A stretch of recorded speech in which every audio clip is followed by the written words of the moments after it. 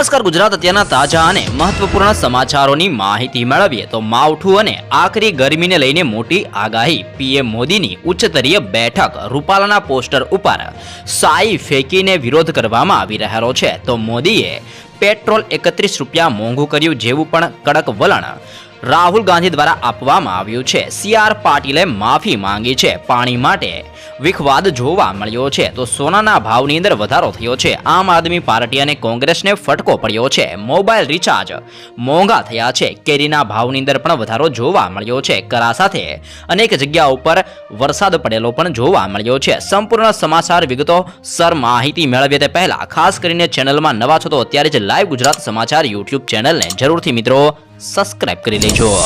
ગુજરાત રાજ્યની અંદર માવઠું અને આકરી ગરમીને લઈને હવામાનના નિષ્ણાંત આંબાલાલ પટેલ દ્વારા મહત્વની આગાહી કરવામાં આવી છે।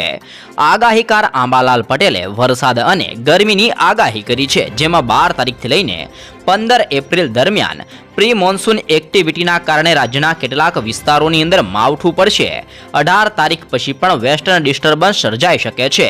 16 એપ્રિલ બાદ રાજ્યની અંદર ગરમી વધશે જેમાં જૂનાગઢ અમરેલી કચ્છ વડોદરા પંચમહાલ અહેમદાબાદ તેમજ મધ્ય અને ઉત્તર ગુજરાતના ભાગોની અંદર ગરમીનો પારો 43 સેલ્સિયસ ડિગ્રી સુધી પણ પહોંચી શકે છે જેવી પણ આગાહી કરવામાં આવી છે। અને 10 થી લઈને 15 એપ્રિલ સુધી ગુજરાતની અંદર પ્રી મોન્સૂન એક્ટિવિટીના કારણે માવઠું પડી શકે છે જેવી પણ મહત્વપૂર્ણ આગાહી આંબાલાલ પટેલ દ્વારા દર્શાવવામાં આવી છે।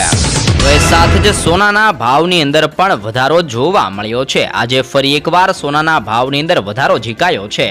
24 કેરેટ સોનાનો ભાવ 75,000 ને પાર પહોંચી ગયો છે। અહેમદાબાદની અંદર સોનાનો ભાવ 75,200 પહોંચ્યો છે જ્યારે અહેમદાબાદની અંદર ચાંદીનો ભાવ 85,200 રૂપિયાએ પહોંચેલો જોવા મળ્યો છે। અને ગઈકાલે પણ સોનાના ભાવની અંદર વધારો થયો હતો અને હજુ પણ આવનાર દિવસોની અંદર સોનાના ભાવની અંદર વધારો જોવા મળે તેવી પણ શક્યતા દર્શાવવામાં આવી છે।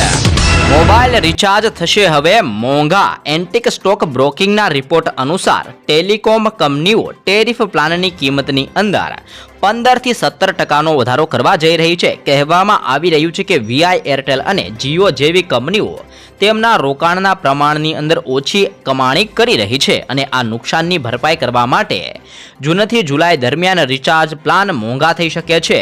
છેલ્લો વધારો 2021ની અંદર કરવામાં આવ્યો હતો અને તે સમયે વીઆઈ અને વીઆઈએ ટેરિફની અંદર 20%નો વધારો કર્યો હતો। એરટેલ અને જીઓએ 25%નો વધારો કર્યો હતો અને ફરી એકવાર 15 થી 17%નો ભાવની અંદર વધારો કરવામાં આવશે જેવી પણ અત્યારે જાણકારી જાહેર કરવામાં આવી છે। સાથે જ પીએમ મોદી દ્વારા પણ ઉચ્ચસ્તરીય બેઠક બોલાવવામાં આવી છે। હીટવેવ અને ચોમાસુ તેમજ આરોગ્યને લગતી સમીક્ષા કરવા માટે પીએમ મોદીની અધ્યક્ષતાની અંદર ઉચ્ચસ્તરીય બેઠક યોજાઈ હતી જેમાં હોસ્પિટલની અંદર પૂરતી વ્યવસ્થા તેમજ લોકોની અંદર જાગૃતિ અભિયાન ચલાવવા માટે પ્રધાનમંત્રીએ સૂચના આપી છે।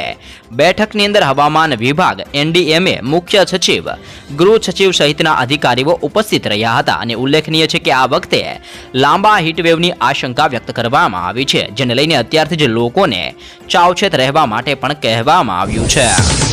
સાથે જ રૂપાલાના પોસ્ટર ઉપર શાઈ ફેંકવામાં આવી છે। રાજકોટની અંદર પરસોત્તમ રૂપાલાના પોસ્ટરને ટાર્ગેટ કરવાની ઘટના બની છે। શહેરની અંદર 150 ફૂટ રિંગ રોડ પરના મધ્યસ્થ કાર્યાલય ખાતે લગાવેલા ઉમેદવારના પોસ્ટર ઉપર કાળી શાહી ફેંકવામાં આવી છે। જોકે શાહી ફેંકનાર વ્યક્તિની ઓળખ હજી પણ કરવામાં આવી નથી। વિરોધ વચ્ચે રાજકોટની અંદર પરસોત્તમ રૂપાલાએ ડોર ટુ ડોર પ્રચાર શરૂ કરી દીધો છે જ્યારે 14 તારીખે શહેરના રતનપર ખાતે ક્ષત્રિય સમાજનું સંમેલન પણ મળવા જઈ રહેલું છે અને ગુજરાતની અંદર રૂપાલા વિવાદ મામલે અનેક પ્રકારની ઘટનાઓ બનતી જોવા મળી છે। સાથે જ ચૂંટણી પહેલા રાહુલ ગાંધી દ્વારા મોદી ઉપર શાબ્દિક પ્રહાર કરવામાં આવ્યો છે। મોંઘવારી મામલે કોંગ્રેસ સાંસદ રાહુલ ગાંધીએ સરકાર ઉપર નિશાન સાધ્યું છે। ટ્વિટર ઉપર લખ્યું છે કે મોદી સરકારની અંદર પેટ્રોલ 31 રૂપિયા પ્રતિ લીટર મોંઘું થઈ ગયું છે ને જેના કારણે 66 રૂપિયાથી લઈને અત્યારે પેટ્રોલ 97 રૂપિયાએ પહોંચી ગયું છે। ડીઝલની અંદર પણ 52 રૂપિયાથી લઈને 90 રૂપિયા પ્રતિ લીટર સુધીનું અત્યારે બજારની અંદર પેટ્રોલ અને ડીઝલ વેચાતું જોવા મળ્યું છે। તો ગેસ સિલિન્ડર પણ મોંઘો થયો છે। જે પહેલા ગેસ સિલિન્ડર 410 રૂપિયાની અંદર મળતો હતો તે અત્યારે 1103 રૂપિયાએ પહોંચી ગયો છે. લોટના ભાવની અંદર પણ વધારો થયો છે. જે લોટ પહેલા 20 રૂપિયાએ મળતો હતો તે વધીને અત્યારે 40 રૂપિયા પ્રતિ કિલો થઈ ગયો છે. કઠોળના ભાવની અંદર પણ વધારો જોવા મળ્યો છે. જેમાં કઠોળ પહેલા 80 રૂપિયા મળતું હતું તે અત્યારે 210 રૂપિયા પ્રતિ કિલોએ મળી રહ્યું છે. સાથે જ દૂધના ભાવની અંદર પણ ધરખમ વધારો જોવા મળ્યો છે. દૂધ જે પહેલા 30 રૂપિયા મળતું હતું તે અત્યારે 66 રૂપિયા પ્રતિ લીટર થઈ ગયું છે. લોકોને મોદી સરકાર મોંઘી પડી છે જેવું પણ નિવેદન રાહુલ ગાંધી દ્વારા આપવામાં આવી રહેલું છે. ચૂંટણી પહેલા આમ આદમી પાર્ટી અને કોંગ્રેસને ફટકો પડ્યો છે. લોકસભાની ચૂંટણી 2024 પહેલા સુરતની અંદર કોંગ્રેસ અને આમ આદમી પાર્ટીને મોટો ફટકો લાગ્યો છે. કામરેજ તાલુકા કોંગ્રેસ ઉપપ્રમુખ રમેશ ભાદાણી, તાલુકા કોંગ્રેસ મહિલા નેતા દિવ્યા નાવડિયા આમ આદમી પાર્ટીના મગન ફોડીખાડ ભાજપની અંદર જોડાયા છે. તેમની સાથે 500 જેટલા કોંગ્રેસ અને આમ આદમી પાર્ટીના સક્રિય કાર્યકરો પણ ભાજપની અંદર જોડાયા છે. મંત્રી પ્રફુલ્લ પાનસેરિયાએ તમામને ખેસ પહેરાવીને ભાજપની અંદર આવવા માટે આવકાર્યા છે.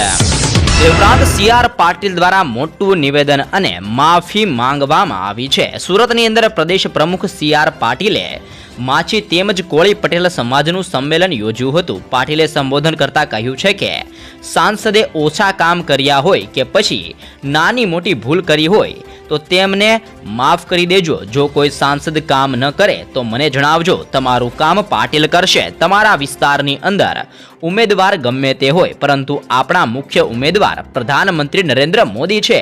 કાંઠા વિસ્તારના લોકોને હવે કાયમી નોકરીઓ મળતી થશે જેવું પણ નિવેદન CR પાટીલ દ્વારા આપવામાં આવ્યું છે.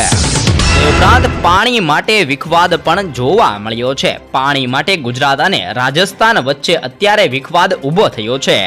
ગુજરાત સરકારની આશરે 31 કરોડની ચૂકવણી બાકી હોવાથી રાજસ્થાનમાંથી ગુજરાત આવતા પાણીને રોકી દેવાની ચીમકી ઉચ્ચારવામાં આવી છે. કડાણા સિંચાઈ વિભાગ ઉપર કરાર આધારિત પાણી ન મળ્યું હોવાનો દાવો કરવામાં આવ્યો છે. રાજસ્થાનના બાંસવાડા ડેમમાંથી પાણી છોડવામાં આવતું હોય છે તે મહીસાગરના કડાણા ડેમ સુધી પહોંચે છે અને જેને લઈને પાણીને લઈને અત્યારે ગુજરાત અને રાજસ્થાન વચ્ચે વિખવાદ સર્જાયેલો પણ જોવા મળ્યો છે. તો એ સાથે જ કેરીના ભાવની અંદર પણ વધારો જોવા મળ્યો છે. ઉનાળાની સિઝનની શરૂઆત થવાની સાથે જ માર્કેટની અંદર ફળોનો રાજા એટલે કે કેરીનું આગમન થયું છે. દર વર્ષે કેરીના પાક અને ઉત્પાદન અનુસાર તેના ભાવ નક્કી થતા હોય છે. આ વર્ષે રત્નાગીરી હાફૂસ કેરી અહેમદાબાદ માર્કેટ યાર્ડની અંદર પ્રવેશી ચૂકી છે. જો કે ગરીબ પ્રજા માટે દ્રાક્ષ ખાટી છે તેવી કહેવત અનુસાર કેરીનો સ્વાદ માણી શકે તેમ અત્યારે સામાન્ય લોકો માટે આ નથી, કારણ કે 4 ડઝન રત્નાગીરી હાફૂસનો ભાવ રૂપિયા 3200 થી લઈને 3500 સુધી બોલાયેલો જોવા મળ્યો છે.